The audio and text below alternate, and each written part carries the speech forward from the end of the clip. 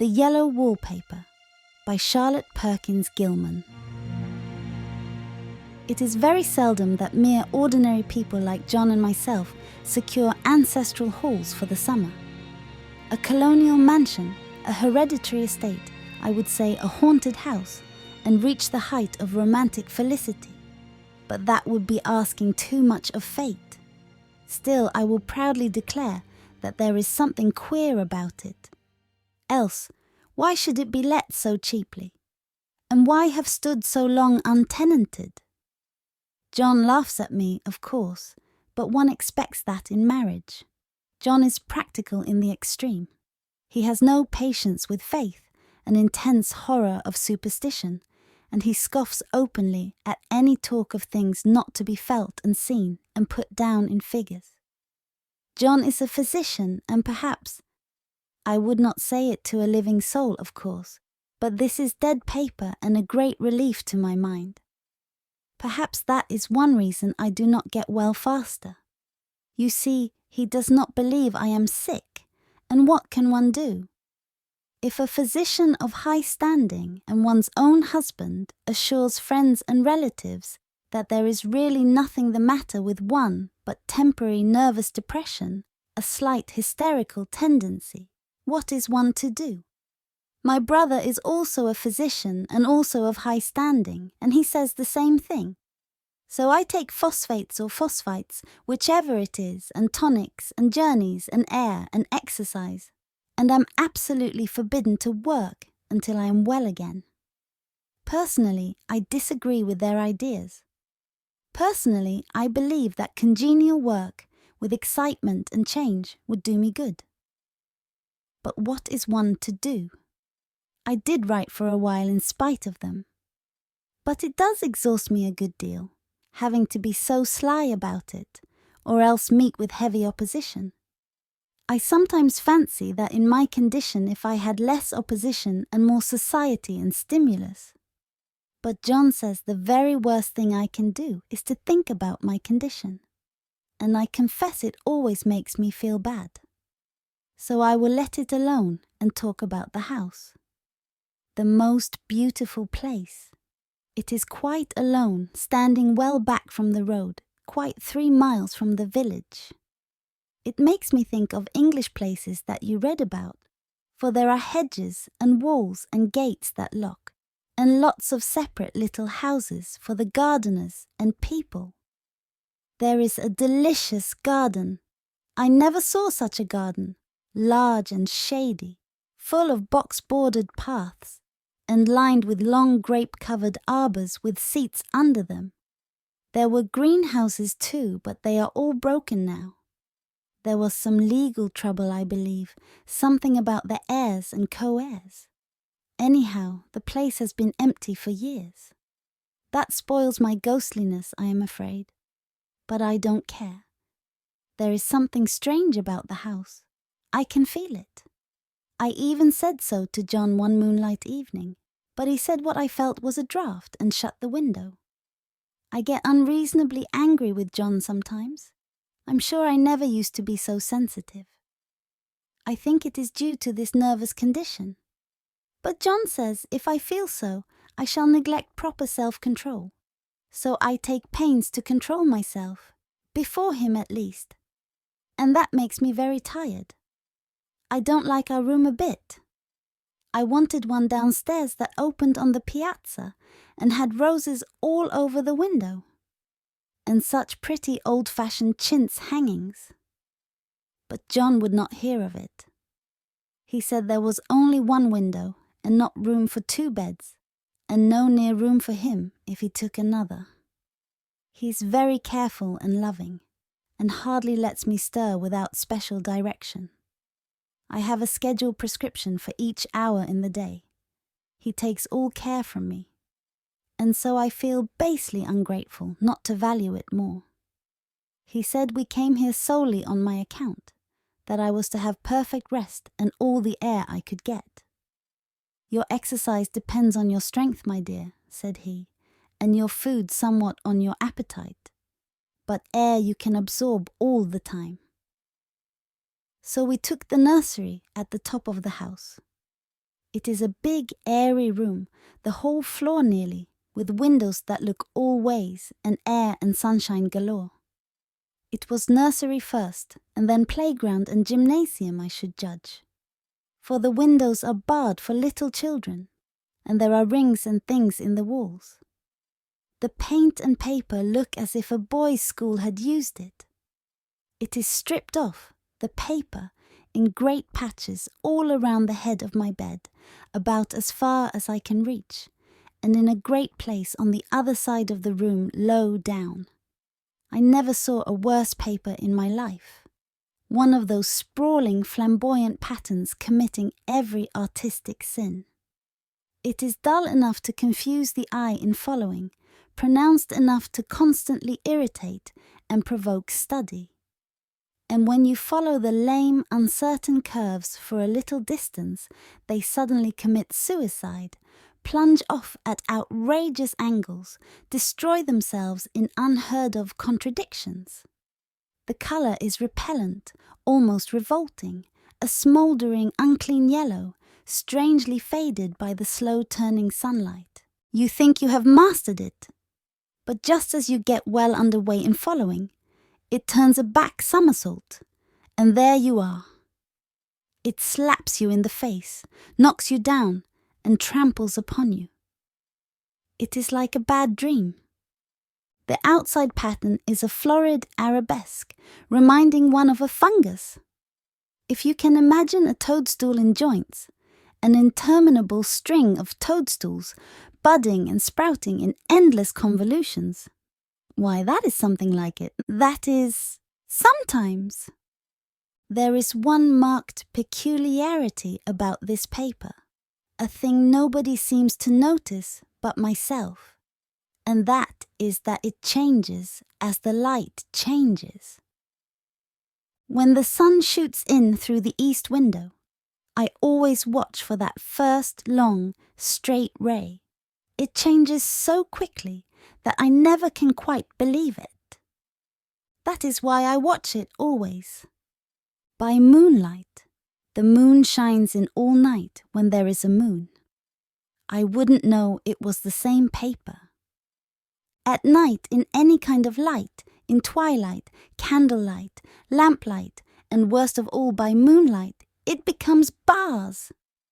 The outside pattern, I mean, and the woman behind it is as plain as can be. I didn't realize for a long time what the thing was that showed behind, that dim sub-pattern. But now I am quite sure it is a woman. By daylight she is subdued, quiet. I fancy it is the pattern that keeps her so still. It is so puzzling. It keeps me quiet by the hour. I lie down ever so much now. John says it is good for me, and to sleep all I can. Indeed, he started the habit by making me lie down for an hour after each meal. It is a very bad habit, I am convinced, for, you see, I don't sleep. And that cultivates deceit, for I don't tell them I'm awake. Oh no! The fact is, I am getting a little afraid of John.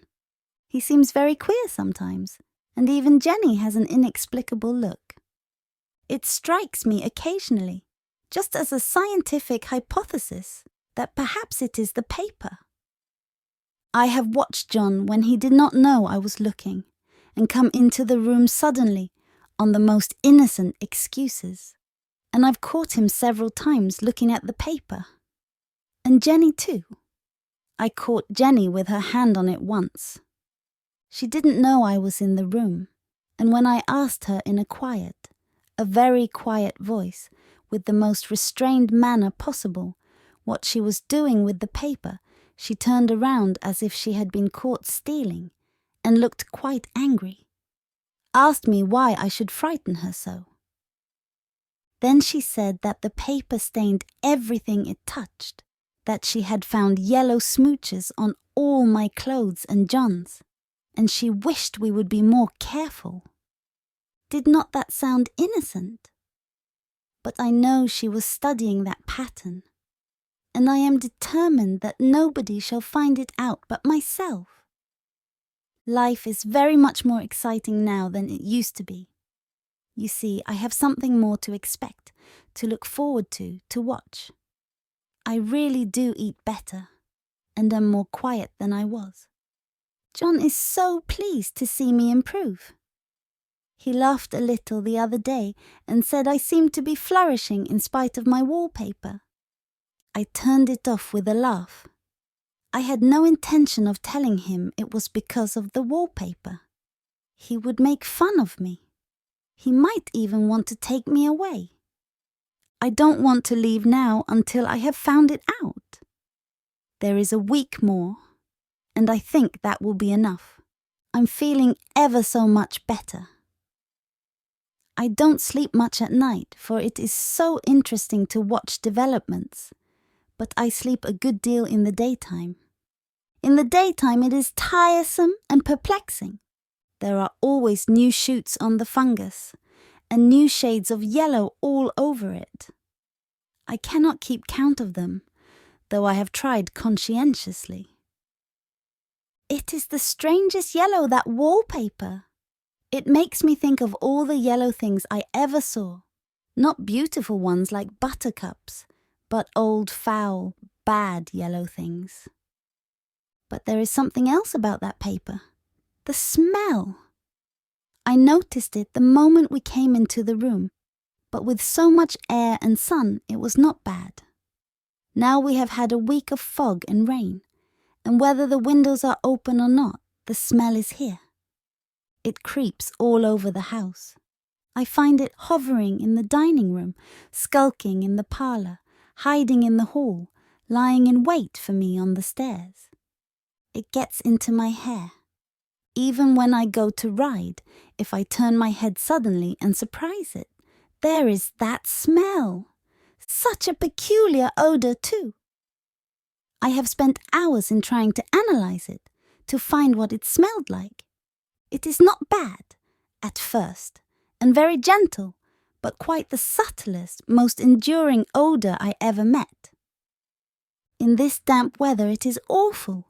I wake up in the night and find it hanging over me. It used to disturb me at first. I thought seriously of burning the house to reach the smell. But now I am used to it. The only thing I can think of that it is like is the colour of the paper. A yellow smell. There is a very funny mark on this wall, low down, near the mopboard. A streak that runs round the room. It goes behind every piece of furniture, except the bed. A long, straight, even smooch, as if it had been rubbed over and over. I wonder how it was done and who did it and what they did it for. Round and round and round, round and round and round, it makes me dizzy. I really have discovered something at last. Through watching so much at night when it changes so, I have finally found out. The front pattern does move. And no wonder! The woman behind shakes it. Sometimes I think there are a great many women behind, and sometimes only one. And she crawls around fast, and her crawling shakes it all over. Then, in the very bright spots, she keeps still, and in the very shady spots, she just takes hold of the bars and shakes them hard. And she is all the time trying to climb through. But nobody could climb through that pattern. It strangles so. I think that is why it has so many heads. They get through, and then the pattern strangles them off and turns them upside down and makes their eyes white. If those heads were covered or taken off, it would not be half so bad. I think that woman gets out in the daytime. And I'll tell you why. Privately, I've seen her. I can see her out of every one of my windows. It is the same woman, I know, for she is always creeping, and most women do not creep by daylight.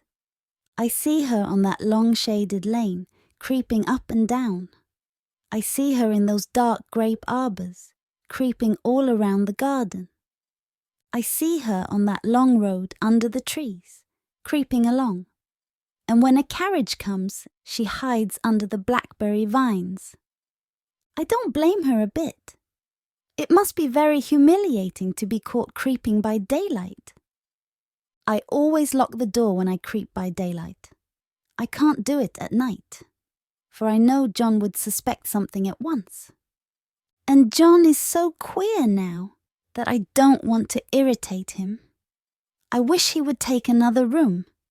Besides, I don't want anybody to get that woman out at night but myself.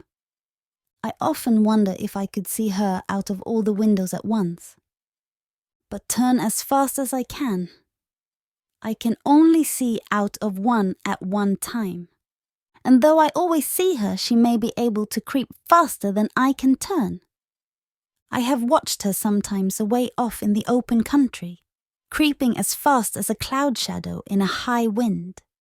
If only that top pattern could be gotten off from the under one. I mean to try it, little by little.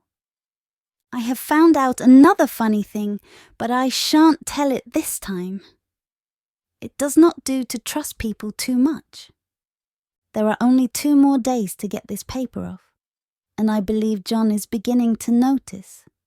I don't like the look in his eyes. And I heard him ask Jenny a lot of professional questions about me. She had a very good report to give. She said I slept a good deal in the daytime. John knows I don't sleep very well at night, for all I'm so quiet. He asked me all sorts of questions too, and pretended to be very loving and kind, as if I couldn't see through him. Still, I don't wonder he acts so, sleeping under this paper for 3 months. It only interests me, but I feel sure John and Jenny are secretly affected by it. Hurrah! This is the last day, but it is enough. John is to stay in town overnight and won't be out until this evening. Jenny wanted to sleep with me, the sly thing. But I told her I should undoubtedly rest better for a night all alone. That was clever, for really I wasn't alone a bit. As soon as it was moonlight and that poor thing began to crawl and shake the pattern, I got up and ran to help her. I pulled and she shook. I shook and she pulled, and before morning we had peeled off yards of that paper. A strip about as high as my head and half around the room. And then, when the sun came, and that awful pattern began to laugh at me, I declared I would finish it today. We go away tomorrow, and they are moving all my furniture down again to leave things as they were before. Jenny looked at the wall in amazement, but I told her merrily that I did it out of pure spite at the vicious thing. She laughed and said she wouldn't mind doing it herself, but I must not get tired. How she betrayed herself that time. But I am here, and no person touches this paper but me. Not alive. She tried to get me out of the room. It was too patent. But I said it was so quiet and empty and clean now that I believed I would lie down again and sleep all I could, and not to wake me even for dinner. I would call when I woke. So now she is gone, and the servants are gone, and the things are gone, and there is nothing left but that great bedstead nailed down, with the canvas mattress we found on it. We shall sleep downstairs tonight, and take the boat home tomorrow. I quite enjoy the room, now it is bare again. How those children did tear about here! This bedstead is fairly gnawed. But I must get to work. I have locked the door and thrown the key down into the front path. I don't want to go out, and I don't want to have anybody come in till John comes. I want to astonish him. I've got a rope up here that even Jenny did not find. If that woman does get out and tries to get away, I can tie her. But I forgot I could not reach far without anything to stand on. This bed will not move. I tried to lift and push it until I was lame, and then I got so angry I bit off a little piece at one corner. But it hurt my teeth. Then I peeled off all the paper I could reach standing on the floor. It sticks horribly, and the pattern just enjoys it. All those strangled heads and bulbous eyes and waddling fungus growths just shriek with derision. I am getting angry enough to do something desperate. To jump out of the window would be admirable exercise, but the bars are too strong even to try. Besides, I wouldn't do it. Of course not. I know well enough that a step like that is improper and might be misconstrued. I don't like to look out of the windows even. There are so many of those creeping women, and they creep so fast. I wonder if they all come out of that wallpaper as I did. But I am securely fastened now by my well-hidden rope. You don't get me out in the road there. I suppose I shall have to get back behind the pattern when it comes night, and that is hard. It is so pleasant to be out in this great room and creep around as I please. I don't want to go outside. I won't, even if Jenny asks me to. For outside you have to creep on the ground, and everything is green instead of yellow. But here I can creep smoothly on the floor, and my shoulder just fits in that long smooch around the wall, so I cannot lose my way. Why, there's John at the door. It is no use, young man, you can't open it. How he does call and pound. Now he's crying for an axe. It would be a shame to break down that beautiful door. John, dear, said I in the gentlest voice, the key is down by the front steps, under a plantain leaf. That silenced him for a few moments. Then he said, very quietly indeed, Open the door, my darling. I can't, said I. The key is down by the front door under a plantain leaf. And then I said it again, several times, very gently and slowly, and said it so often that he had to go and see. And he got it, of course, and came in. He stopped short by the door. What is the matter? He cried. For God's sake, what are you doing? I kept on creeping just the same, but I looked at him over my shoulder. I've got out at last, said I, in spite of you and Jane, and I've pulled off most of the paper, so you can't put me back. Now, why should that man have fainted? But he did, and right across my path by the wall, so that I had to creep over him every time.